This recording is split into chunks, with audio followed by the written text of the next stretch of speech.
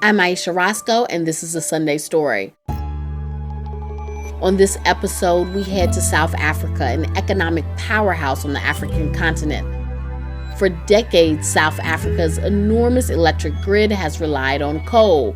Now the country is in the midst of a massive experiment to switch to renewable energy. This change is expected to vastly reduce pollution, but it may also ruin towns and lives in the coal belt of South Africa. For some workers, it feels like the government is destroying their only foothold to a stable life. Radio Workshop is a podcast that collaborates with youth reporters at radio stations across Africa. Host Lesedi Mokwakle sent a youth reporter along with a senior producer to a town in the heart of the coal belt to ask the question, what will happen to people who've built their lives around coal?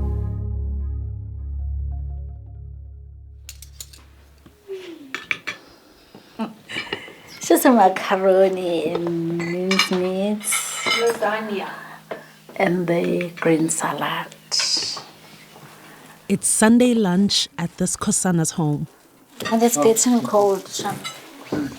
Nontokozo lays out a feast for her family, her 2 children and her husband Adam, who loves the pork ribs. I like the ribs that is done by ourselves here at home.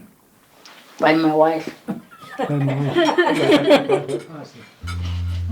The Skhosanas live in Kriel in the northeast of South Africa. Kriel is a small town in an area considered the coal belt region. Its biggest employer is the coal industry. Look up any images of Kriel on the internet and you'll see lots of pictures of huge power plants spewing smoke. The Skhosanas live a modest yet comfortable life here. They own a charming 3-bedroom house. They have a large family car. Their kids are in school. They're not struggling to make ends meet, and they owe it all to coal. My parents are very hard workers, especially my dad. Also my mother. Fezeka is 18 years old, and she's the first person in the Skhosana family to attend university. It's a huge expense, and so there's a lot riding on her. But Fezeka isn't interested in a career in coal, like so many other young people in this region. She believes that one day she'll be a successful lawyer. It's something that I always wanted to do because I didn't see myself as living in Kriel forever. But when Fezeka's mom, Nontokozo, was the same age, she was thrilled to get a job in the coal industry. It was luck for me. I was very lucky because some of the people, they never work in their entire lives. Nontokozo moved to Kriel in the early 2000s, all the way from a rural village called Nongoma in the province of KwaZulu-Natal, where well-paid jobs for black people are hard to come by. At that time, Kriel was among the fastest growing towns in the country. There were plenty of jobs, in the coal mines or at the handful of coal-fired power stations in the area.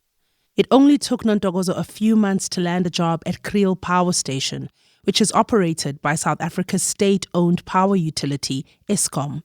Nontokozo was hired as a cleaning supervisor. She also clearly remembers the day and exact time she met her husband Adam while working at the plant 20 years ago. Do you remember the day you met him? It was on Saturday, around 11:30. Oh, really? Hey, Mama, how? Serious. And say, hi, my name is Boy. Back then, Adam went by Boy. That's his first name. But now, as a father of 2, he prefers to be called by his middle name, Adam. Adam was born in Kriel, on a farm on the outskirts of town. In grade 10, he dropped out of high school. He was 19 then, but he easily found a job at the Kriel Power Station in 1984 as a fitter. Adam maintained and serviced the station's water treatment equipment. I'm 58 years old now, and I'm still working at Kriel Power Station. But that could be over pretty soon. A sweeping change is about to engulf all of Kriel and South Africa and the rest of the world. There's a radical transition coming to the energy industry, and so it didn't take long for the Skhosana Sunday lunch conversation to shift from food to the closure of the power station. The proposal is that Kriel is closing down 2030. So how many? 2030. 7 years come. Yeah. The government is saying that on newspapers. South Africa is the biggest polluter of greenhouse gases on the African continent. Nearly 80% of the emissions come from energy. But if all goes according to plan, the entire energy sector in South Africa will be rewired. Renewable energy will replace coal, a transition intended to dramatically reduce carbon emissions. And it's inevitable. Coal is going away. But what happens to the people who have built their lives on coal? The world is watching to see how Kriel and families like the Skhosanas are going to do it. In the best case scenario, South Africa's drive towards renewable energy will deliver new and better jobs. It'll protect the environment. It'll make energy cheaper. People will have their voices heard, and some of the wounds they've suffered in the past will be healed. Experts call that a just transition. But Adam doubts the transition will succeed. He says there won't be new jobs. What do you think will happen to this town if the coal mines and the power stations shut down? It's going to be a ghost town. Adam's not alone in thinking this. A lot of people are worried that they've already been forgotten. I'm Lesedi Mokgwatle. This is Radio Workshop. To tell this story, producer Darshan Moodley and reporter Sia Mokwena spent several days in Kriel. And they had one central question in mind during their reporting. What do you think will happen to your family without coal? Ish. I can't even answer it because our life is surrounded by coal. Yeah, it's going to be very hard. It's going to be very hard.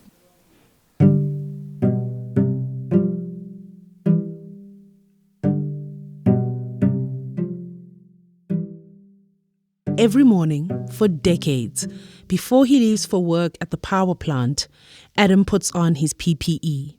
That's personal protection equipment. It is gumboots, socks, trouser, and a top. He grabs a bus, arrives a few minutes early, has a cup of tea, puts on his hard hat and gloves, and starts work at 7 a.m. Adam's had a lot of different jobs at the power plant. After a few years in one division, he'd get a promotion. A few years later, he'd get another. Today, he works with coal ash.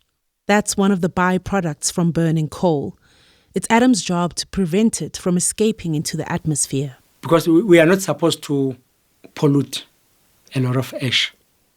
When Kriel Power Station was completed in 1979, it was celebrated as the first of the new generation of giants. It was the largest coal-fired power station in the Southern Hemisphere. It was equipped with 6 500-megawatt units. That could power over 1 million homes for a year. Adam loves working at the Kriel Power Station. The work may be hard and he knows it's bad for the environment, but his job is well paid. He also receives good benefits for his family. Are you good at your job? I like my job. I know my job as I know myself. I know my job as I know myself, Adam says.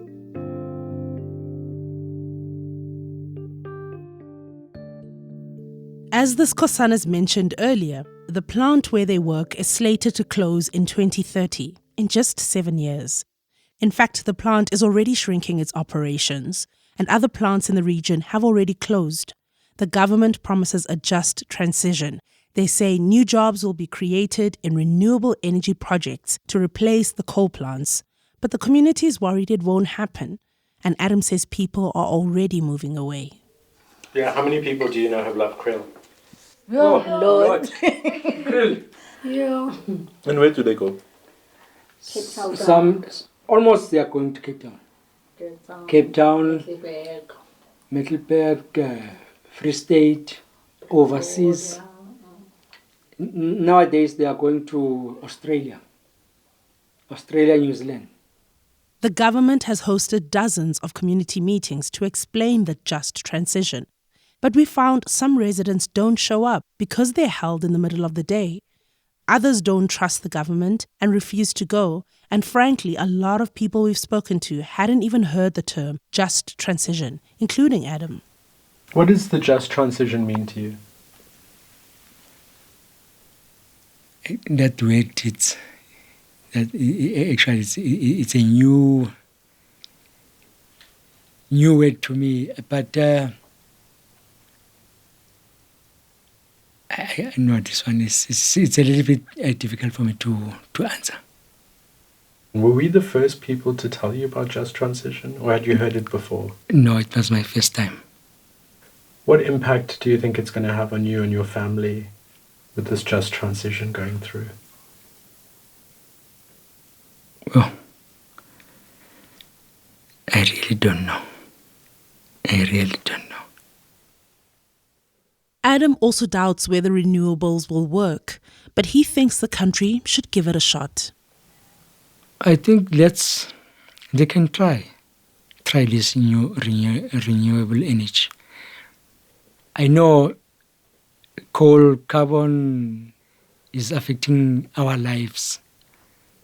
What I can say, maybe let them try to accommodate both of them, balance them, and see if it's going to work or not. Unlike just taking coal away on the spot. That one is going to affect a lot of people because people are going to lose their jobs as they are losing jobs right now. And where are they going to work? That's the biggest problem that we are facing right now. Fezeka, Adam's daughter, says the just transition could be a good thing for the environment. But tens of thousands of people will lose their jobs. She worries about finding work to support her family. Her mom no longer works, and her dad will have to retire in 7 years. They will have to rely on me, and I'm still in school. That means I'll have to drop out and get a job then. It's devastating. You're listening to The Sunday Story. We'll be right back. We're back with The Sunday Story. We're listening to Lesedi Mokwakle and her team at Radio Workshop in South Africa tell the story of a family from a mining town east of Johannesburg.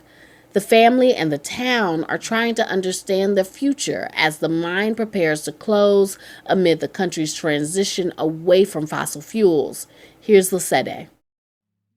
Adam hopes the just transition will force the coal mining industry to give back the land it appropriated when coal was in high demand.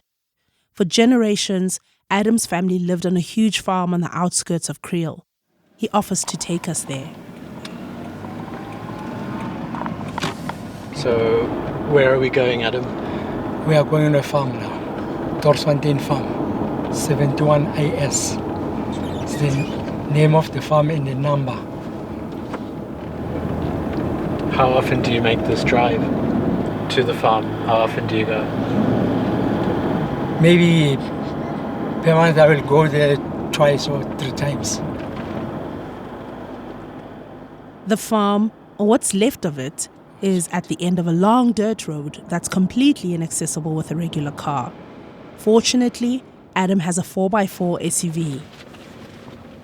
The farm goes up there to these other trees there. Then it's all around.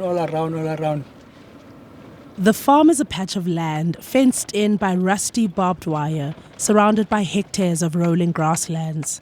Cattle roam about in the distance, and there's a lone tree.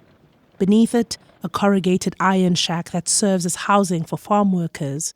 It has no piped water or electricity. Even though Adam has access to the area, it's no longer his family's land. It's owned by a coal mine. When Adam's family lived here, they were considered labor tenants. They worked in exchange for a portion of the land. They raised cattle, grew crops, and built their homes. But when a mining company bought the land, the Skhosanas were never made part of the deal. The land they'd worked so hard for was simply taken away. Okay. This empty land, that's what we call home. Yeah. We are now at home. Adam was raised on the farm by his parents and extended family. He remembers seeing his uncles, aunts, and grandparents every day.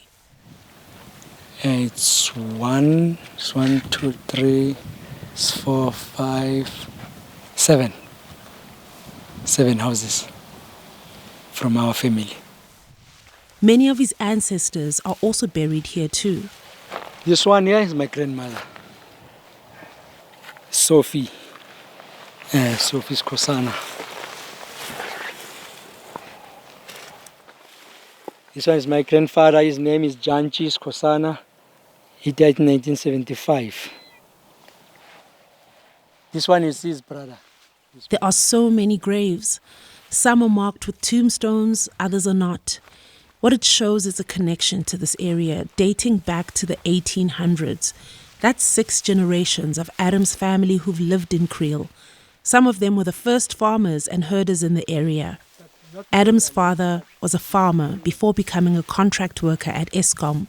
He poured concrete to build the foundations of the town's power stations. There was also a house there. Starting from here, somewhere around here it was a kitchen. And here it was my father's room. It was a dining room. It was my sister's room. Yeah, somewhere here. You can see it on his face. Adam longs for that time in his life. He wants to go back to living on the farm. But when the coal mine bought the land, they heavily blasted the area to reach the coal underneath.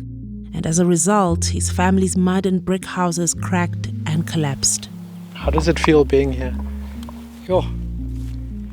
You know, I remember how the buildings were. It's painful. It's painful.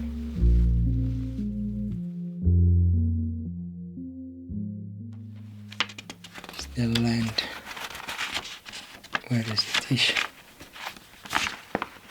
Okay, it's a little bit mixed up now. But it's in here. It should be here. Yes. In front of me, I've got the documents concerning the claim of the farm Dorfontein 71 IS, where we were born and bred. Adam says a just transition will mean the return of his land, but that fight has been going on for almost half his life. The proof that I have, I think, is this one. The first claim that was been done. The first one was in 1996. Adam believes he has all the necessary paperwork to prove his family's claim. It's just that my papers are mixed up now. He even hired a lawyer to make the case. But Adam says whenever he's spoken with representatives at the mines, they deny his ownership. The mine said, no, they don't know us, they're on the farm. So the mine is saying they don't owe you anything? That's what they are saying. That's correct. Thousands of miles from Kriel and the Skhosanas, France, Germany, the United Kingdom and the United States, along with the European Union, are backing South Africa's decarbonization efforts. They are committing $8.5 billion towards the first phase of transition to renewables. It sounds like a lot, but it's only a fraction of what the country needs to turn off coal and shift to renewables. A lot more money is needed to create jobs to absorb the layoffs that will happen in coal.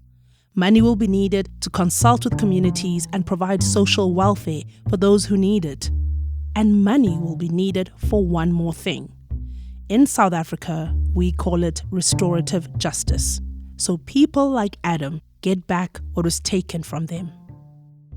And that's where we're saying, how do we deal with the historical injustice? Gailo Montmasson-Clare is a senior economist at Trade and Industrial Policy Strategies. It's a research institute that supports the development of economic policies. Gelo leads their work on the just transition and restorative justice. And that is something that's come very strongly in the South African context, which doesn't feature in the global North context. They don't talk about restorative justice in the global North. Gelo wrote parts of South Africa's Just Transition Framework. That's government's planning tool. He says in a perfect world, the plan is to leave no one behind. Leave no one behind. I'm like, hello? Most people are behind.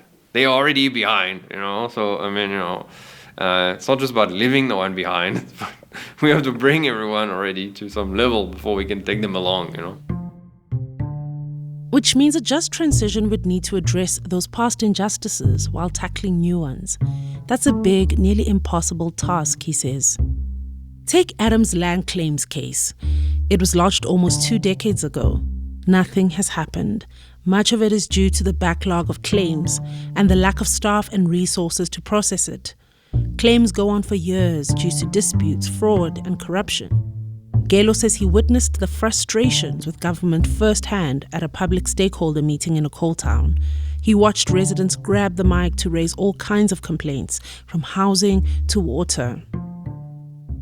It was all about daily issues. It was like, your just transition feels very distant to me right now because I can't put bread on the table. I don't have water, I don't have electricity, and you're talking to me about just transition. We wanted to know about the future of Kriel and the future of jobs. Will there be enough? We approached local politicians in Kriel. We reached out to a few academics working on renewables. We made several attempts to speak to Eskom, the state-owned power utility. None of them were willing to talk to us. So we asked Gelo, will renewable energy create enough jobs to replace 90,000 coal jobs in South Africa? Yeah, look, there's no silver bullet to that. No, it's not. No single industry is going to replace all those jobs. And on top of that, then we would end up with the same pattern. Another kind of mono economy. It's not what we want. We need to look at diversifying the economy of the province.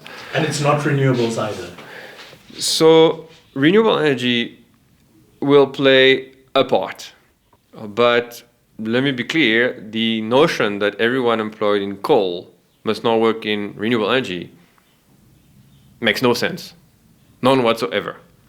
Why?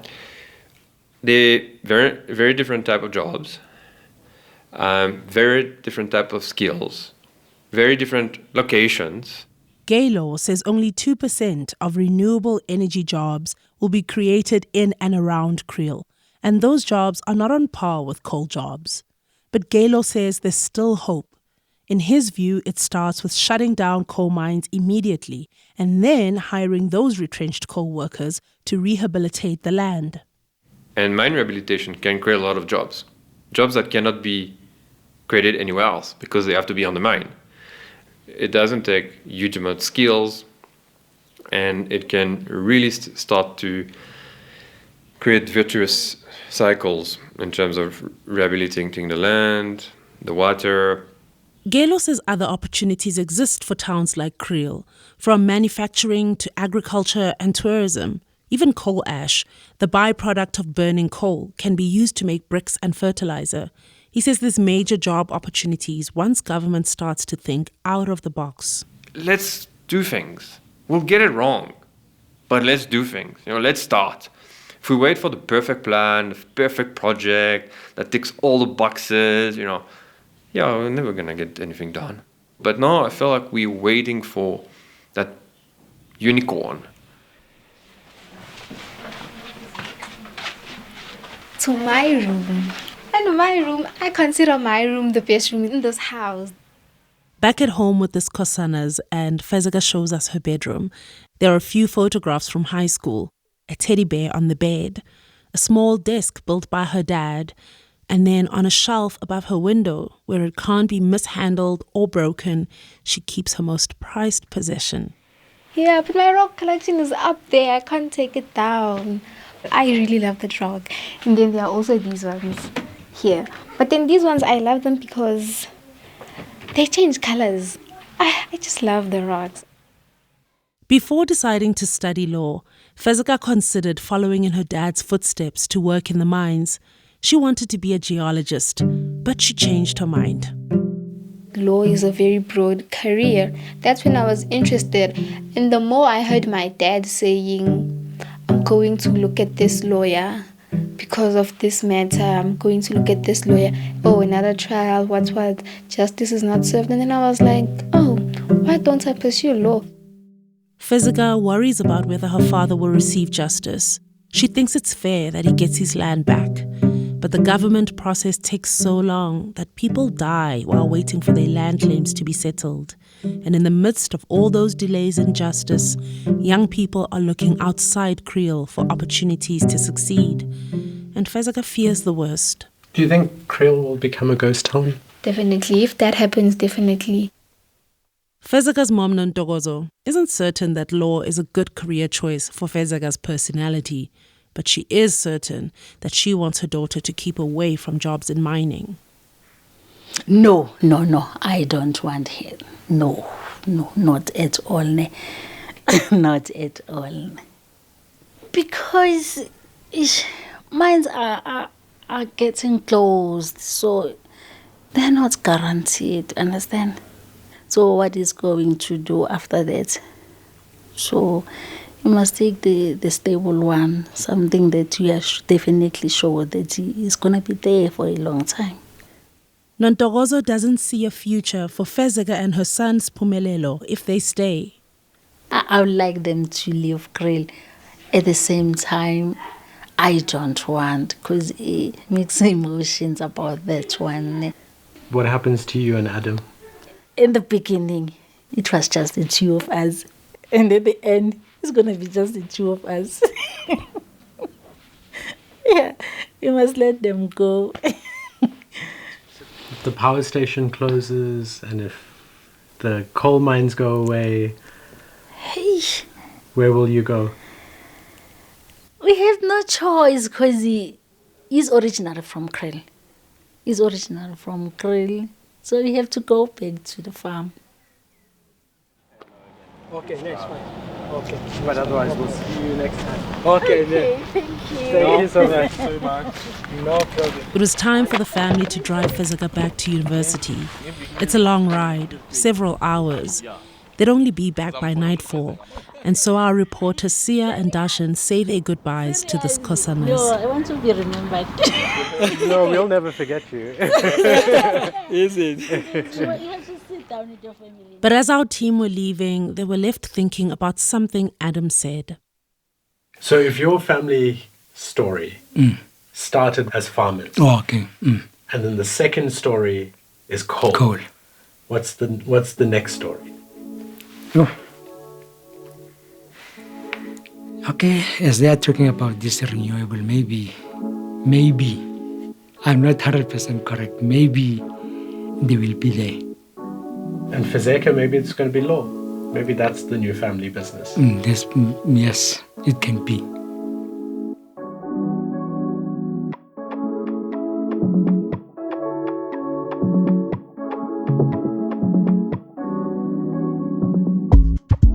This story was reported for Radio Workshop by Sia Mokwena, a youth reporter from Emalahleni FM, one of the many community radio stations we support. This story was produced by our senior producer, Darshan Moodley. Joe Jackson is our managing producer. Rob Rosenthal and I edited this podcast. Music by Kamani Sambu at Edible Audio in Cape Town. Additional music by Blue Dot Sessions. Sound engineering by Joe Jackson and Mike Rayfelt. This episode and the work of Radio Workshop would not be possible without the support of Bloomberg Philanthropies, the African Climate Foundation, the Climate Emergency Collaboration Group, and the Earth Journalism Network. Find out more about what we do and support our work on radioworkshop.org. This episode of The Sunday Story was produced by Andrew Mambo and edited by Jenny Schmidt. If you would like to see photos from this story, you can find them at npr.org/upfirst. Our team includes Liana Simstrom and Justine Yan. Irene Noguchi is our executive producer. If you like the deep dives you get on the Sunday Story, check out NPR's Consider This podcast. This week, Consider This brings you a look at what the doubling of child poverty rates means for families already struggling, a doctor's take on a new booster and a new era for COVID, and what it means for the world now that the war in Ukraine has brought North Korea and Russia closer. Listen to Consider This wherever you get your podcasts. We'd love to hear from you. Send us an email at thesundaystory@npr.org. I'm Ayesha Roscoe. Up First is back tomorrow with all the news you need to start your week. Until then, have a great rest of your weekend.